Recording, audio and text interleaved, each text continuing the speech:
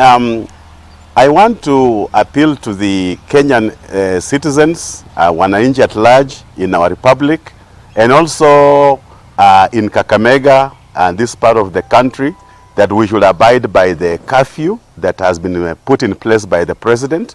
It's very important to observe the hours that have been given. But there have been challenges because, you know, we are not a Western nation that has all the resources and the money to give to our citizens. So our people have to go out, and our people in the informal sector, like Juakali, Mamambogas, you know, they sell in the evening. So we have so many challenges, and I would wish that the law enforcement officers are human when they are enforcing the curfew order, because in other places we have seen what I would just say violation of human rights. What we have seen is brutality, and that is unacceptable. What we've seen in Mombasa, we condemn in the highest order.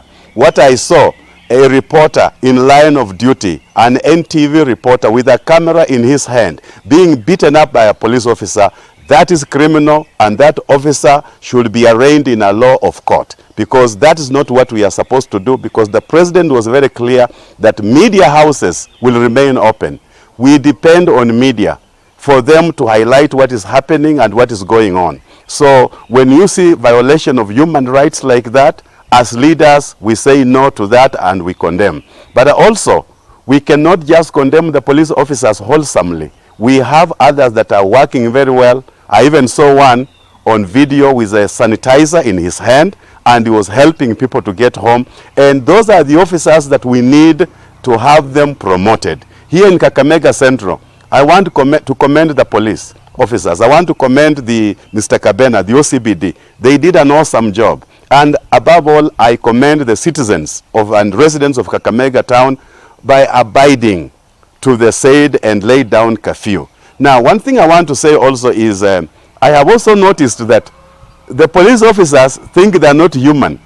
They think that they're not prone to the coronavirus. So I've seen them heaping themselves in trucks.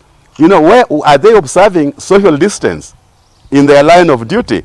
So again, I want to ask the IG to make sure that his officers are safe, because when they are in these trucks and they are also overloaded in the trucks, when they are beating up people and pushing all these people into huge crowds and groups like what we saw in Mombasa, that is not helping.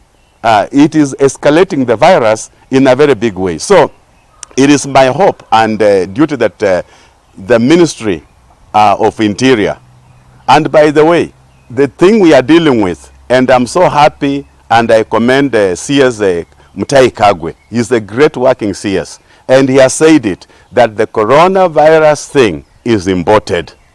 It is not something that began in this country.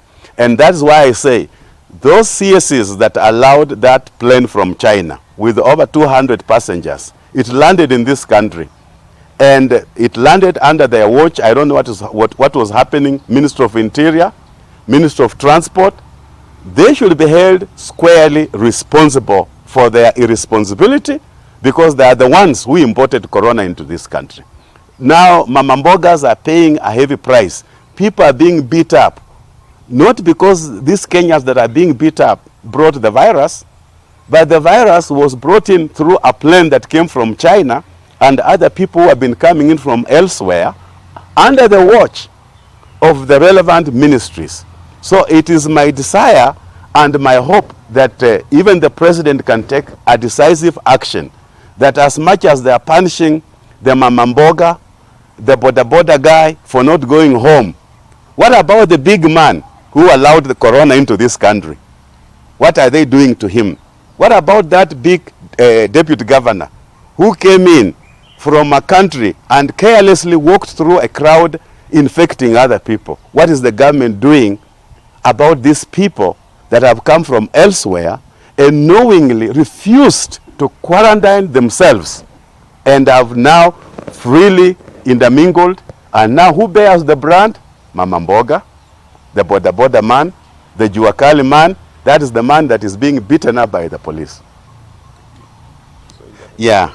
Ningelipenda kutoa mwito mkubwa kwa wananchi wakazi wa Kakamega. Mnajua Kakamega ni tauni kubwa, kuwapatia pongezi kwa kuwa watiifu wa sheria.